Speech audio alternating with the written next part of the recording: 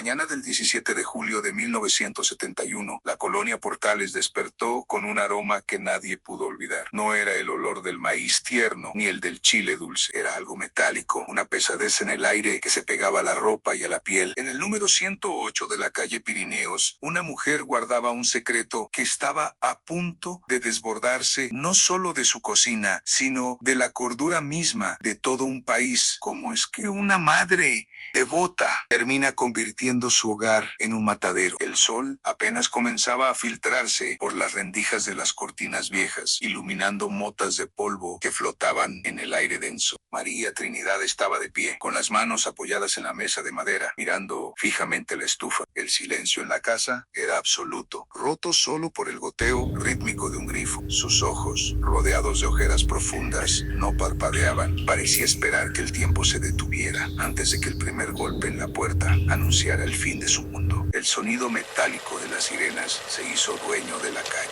Dos hombres con gabardinas oscuras caminaron por el patio de la vecindad, sus zapatos resonando contra el cemento húmedo. Los vecinos observaban tras los cristales, conteniendo el aliento. Al entrar en la vivienda, el aire se volvió insoportable. No hubo necesidad de palabras. La expresión de horror en el rostro del primer oficial al acercarse a la cocina lo dijo todo. La luz del pasillo proyectaba sombras alargadas que parecían dedos señalando hacia el rincón más oscuro. Sobre la estufa, la enorme olla de aluminio todavía emanaba un vapor sutil. Estaba abollada, con manchas de grasa quemada, que contaban la historia de años de trabajo honesto. Pero bajo la tapa, la realidad se torcía. El brillo del metal contrastaba con la oscuridad del contenido. Era un objeto cotidiano transformado en un altar de desesperación. El calor de la habitación hacía que el sudor corriera por la frente de los investigadores, mientras el silencio se volvía tan pesado como el plomo. Siguiendo un rastro casi imperceptible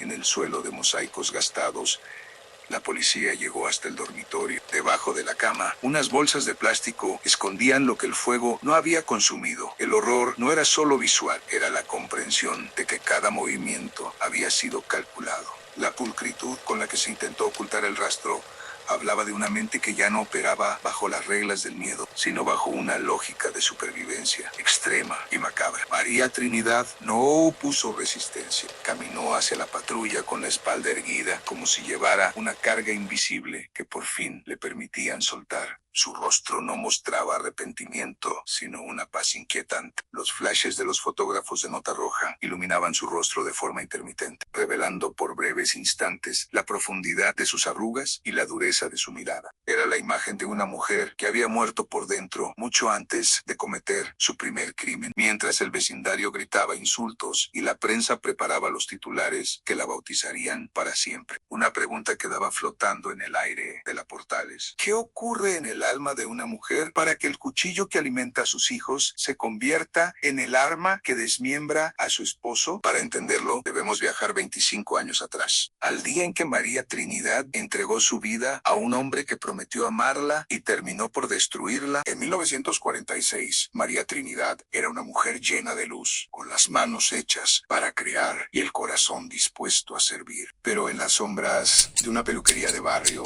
un hombre llamado Pablo Díaz Ramírez la esperaba con una sonrisa que ocultaba un abismo. Ella no lo sabía, pero al aceptar su mano, estaba firmando una sentencia de 25 años de tortura sistemática. El aire olía a loción de afeitar y tabaco. Pablo movía las tijeras con una destreza que cautivaba. Era un hombre gallardo, con un bigote perfectamente delineado que le daba un aire de autoridad y encanto. María entró a recoger un encargo y sus miradas se cruzaron en el reflejo de un espejo grande y dorado. En ese momento, el mundo parecía lleno de promesas. La luz de la tarde entraba cálida por el ventanal, pintando de oro un futuro que, en realidad, estaba manchado de sangre. Se casaron con la bendición de una iglesia pequeña, bajo el eco de campanas que hoy suenan a advertencia. Ella vestía de blanco, un color que pronto sería sustituido por el gris de los moretones. En las fotos de aquel día, María sonríe, pero sus dedos aprietan el ramo con una fuerza inusual. Pablo, a su lado, la sujeta del brazo con con una firmeza que ya no era afecto, sino propiedad. El banquete fue sencillo, pero el brindis marcó el inicio de una sed de control que nunca se saciaría. La mudanza al número 108 de la calle Pirineos fue el primer paso hacia el aislamiento. La vecindad era un laberinto de puertas y secretos compartidos. María intentó hacer de aquel lugar un hogar, colocando macetas con geranios y lavando el piso hasta que brillaba, pero las paredes eran delgadas y pronto empezaron a absorber los gritos que ella intentaba ahogar con la almohada. La luz en su mirada empezó a apagarse, reemplazada por el hábito de mirar siempre al suelo. Sucedió una noche de lluvia, cuando el sonido del agua golpeando las láminas del techo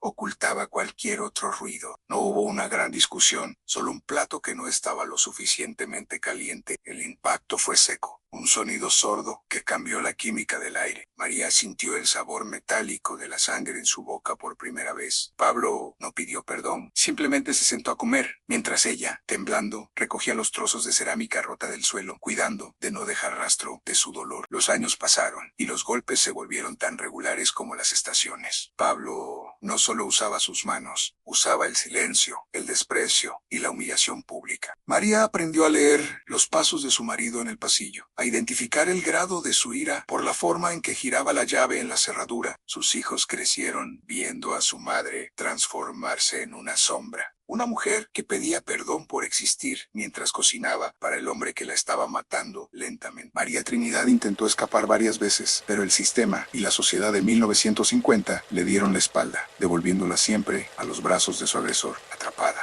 y desesperada, encontró en la venta de tamales una forma de mantener a sus hijos y una pequeña independencia. Lo que nadie imaginaba era que esa misma labor, su único refugio, se convertiría en el escenario del acto final. En el próximo episodio veremos cómo la devoción de una madre se convirtió en el motor de una venganza inimaginable. ¿Cuánto peso puede soportar un alma antes de fracturarse para siempre? Para María Trinidad, el peso no se medía en años, sino en los kilos de masa de maíz que amasaba cada madrugada mientras su verdugo dormía. En la década de 1960, ella se convirtió en el motor económico de un hogar que era, al mismo tiempo, su sala de torturas, mientras alimentaba una colonia entera. El hambre de violencia de Pablo Díaz Ramírez solo crecía. Eran las 3 de la mañana y el frío de la Ciudad de México se filtraba por las paredes de adobe. María ya estaba en pie. El sonido del maíz moliéndose era el único latido de la casa. Sus manos, hinchadas y curtidas, se hundían en la masa blanca con una fuerza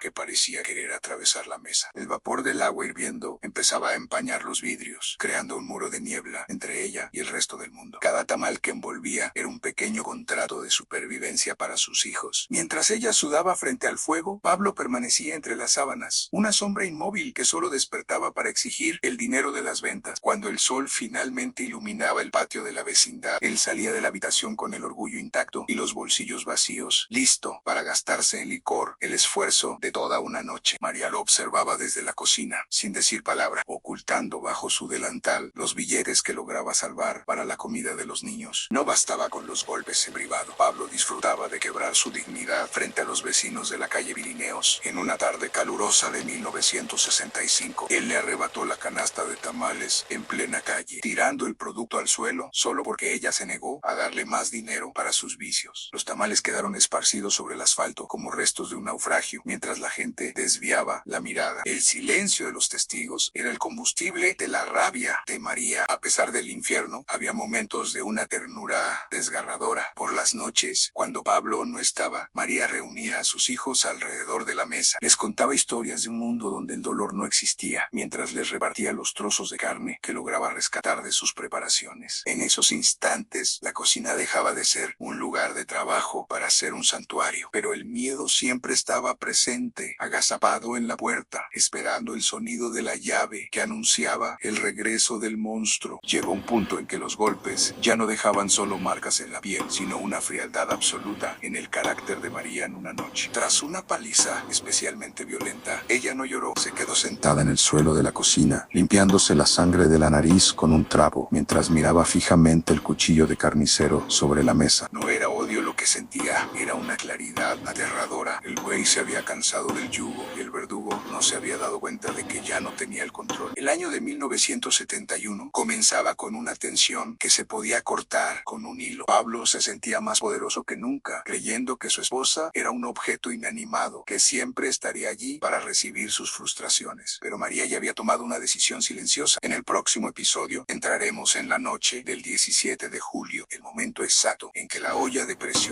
explotó, cambiando la historia criminal de México para siempre. Hay noches que parecen no tener fin, donde el tiempo se detiene justo antes de la tragedia. La noche del 17 de julio de 1971 fue una de esas. Después de 25 años de humillaciones, el destino de Pablo Díaz Ramírez se selló, no con un grito, sino con la fuerza de una mujer que ya no tenía nada que perder. ¿Qué pasa por la mente de alguien en el segundo exacto en que decide que la única salida es la muerte del otro? Pablo llegó a casa más violento que de costumbre. La discusión fue breve pero devastadora. Él no solo la golpeó, sino que amenazó con hacerle lo mismo a sus hijos. Para María, esa fue la línea roja que no permitiría cruzar. Lo vio acostarse en la cama, con la arrogancia de quien se sabe intocable, cayendo en un sueño profundo y pesado por el alcohol. Ella se quedó en las sombras del pasillo, escuchando su respiración rítmica, sintiendo como su propio corazón latía con una furia nueva y gélida. No buscó un revólver ni un veneno sofisticado. María regresó a la cocina y tomó lo que conocía: un mazo de madera y una pesada sartén de hierro. Sus pasos por el pasillo fueron livianos, casi etéreos. Cada centímetro que avanzaba hacia la recámara era un año de dolor que dejaba atrás. Al llegar frente a la cama, la luz de la luna iluminaba el rostro de Pablo, revelando por última vez la expresión de quien nunca esperó que su víctima se levantara. El primer golpe fue certero. No hubo espacio para la defensa. María descargó décadas de rabia en cada movimiento, con una fuerza que no sabía que poseía. En la habitación solo se escuchaba el impacto seco y el sonido de su propia respiración agitada. Cuando terminó, el silencio que quedó era distinto al de antes. Ya no era el silencio del miedo, sino el de la muerte. María se quedó de pie, mirando lo que había hecho, mientras las sombras de la habitación parecían cerrarse sobre ella. Aquí es donde la historia se vuelve leyenda negra. Ante la imposibilidad de ocultar el cuerpo, María recurrió a la única habilidad que le había dado de comer durante años: el despiece. Con la misma precisión con la que preparaba la carne para sus tamales, comenzó la macabra tarea. No lo hizo con locura, sino con una eficiencia aterradora. La cocina, ante su santuario, se transformó en un escenario de sombras y reflejos metálicos. El olor a hierro llenó el aire, mezclándose con el de la cal que usaba para limpiar. Sus hijos dormían en la habitación de al lado, protegidos por el mismo silencio que ella había construido. María trabajó hasta que el sol empezó a asomar. Limpió cada rincón, lavó cada sábana y fregó el suelo hasta que sus rodillas sangraron. Al amanecer, la casa parecía la misma, pero el ambiente estaba cargado de un secreto que pronto herviría en las ollas. Ella se sentó a esperar el día, con las manos limpias de sangre, pero el espíritu marcado para siempre. María Trinidad creyó que podía ocultar el horror bajo la masa de maíz y el picante del chile. Durante los días siguientes, la colonia Portales siguió su ritmo habitual, sin saber que el hombre que buscaban estaba más cerca de lo que imaginaban. En el próximo episodio, veremos cómo el rumor de los tamales de carne humana se convirtió en un pánico colectivo y cómo un pequeño descuido terminó por destapar la olla de las pesadillas. Es posible saborear la muerte sin saberlo. Durante 48 horas, la calle Pirineos fue el epicentro de un banquete macabro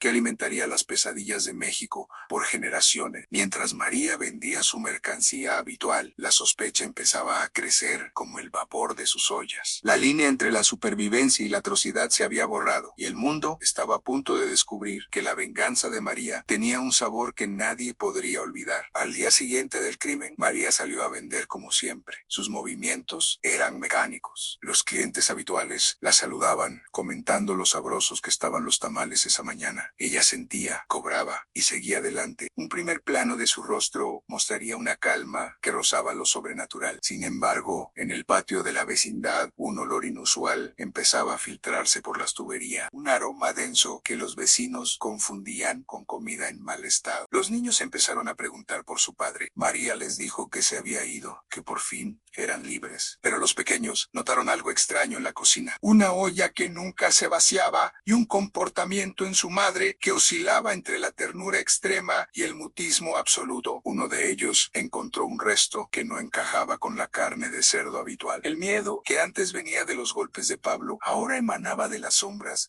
de su propia madre. La policía llegó buscando a Pablo por una denuncia de desaparición puesta por sus compañeros de trabajo. Al entrar en la vivienda, la pulcritud de María le resultó sospechosa. No había ni un rastro de desorden en una casa donde siempre hubo caos, pero el instinto de un detective veterano lo llevó hacia la estufa. Al levantar la tapa de la olla tamalera, el vapor reveló una verdad que paralizó el corazón de los presentes. El secreto de la Portales ya no pertenecía solo a María. Sentada en la mesa de la cocina, rodeada de uniformados, María Trinidad empezó a hablar. No pidió perdón, no buscó clemencia, narró cada golpe recibido en 25 años, como si estuviera leyendo una lista de la compra. Explicó cómo el cuerpo de Pablo se convirtió en la materia prima de su liberación. Sus palabras frías y precisas crearon un vacío en la habitación. Los oficiales, acostumbrados a la violencia de la calle, nunca habían escuchado algo tan desprovisto de humanidad y a la vez tan profundamente humano. Afuera, la prensa de nota roja ya esperaba. Los titulares de la tamalera de la Portales empezaron a imprimirse antes de que ella subiera a la patrulla. La sociedad mexicana, conservadora y asustada, encontró en María al monstruo perfecto para ocultar la realidad de la violencia doméstica. Las fotos de ella, con el rostro cubierto o mirando desafiante a la lente, se convirtieron en el icono del horror nacional. La mujer víctima había desaparecido. Ahora solo existía la leyenda asesina. María fue llevada a las celdas, pero su historia apenas comenzaba a expandirse por el imaginario colectivo. El juicio se convertiría en un campo de batalla entre la moral y la justicia. ¿Podía una vida de tortura justificar un acto de barbarie? En el episodio final, seguiremos a María tras las rejas de Santa Marta, Acatitla, descubriendo cómo vivió sus últimos años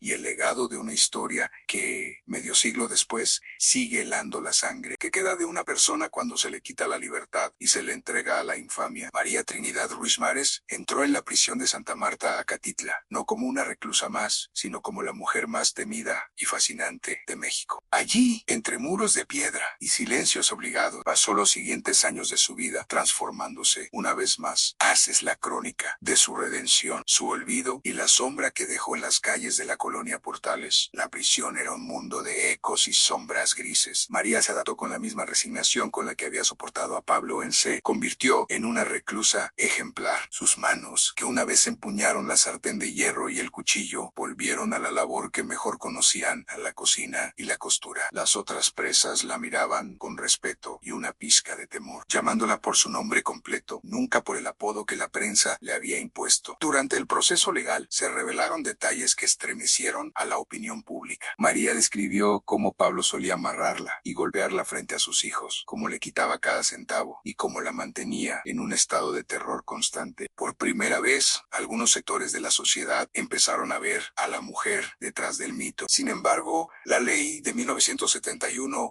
no entendía de legítima defensa diferida. Fue sentenciada a 40 años de prisión, una vida entera, por una noche de liberación. Con el paso de las décadas, María buscó refugio en la fe. Se la veía frecuentemente en la capilla de la cárcel, susurrando oraciones por sus hijos y quizás por su propia alma. Se convirtió en la madre de muchas internas jóvenes, dándoles consejos sobre cómo sobrevivir a hombres violentos, advirtiéndoles que no permitieran que la primera cicatriz se convirtiera en una herida mortal. Su rostro se llenó de arrugas que ya no gritaban dolor, sino una sabiduría amarga y profunda. María Trinidad no cumplió su sentencia completa. Tras años de buena conducta y el deterioro de su salud, fue puesta en libertad en la década de 1990, pero el mundo que encontró ya no era el suyo. Sus hijos eran extraños, su colonia había cambiado y su nombre seguía manchado por la leyenda de los tamales. Se retiró a una vida de anonimato absoluto, muriendo poco después, en 1995. Se fue en silencio, llevándose consigo la verdad última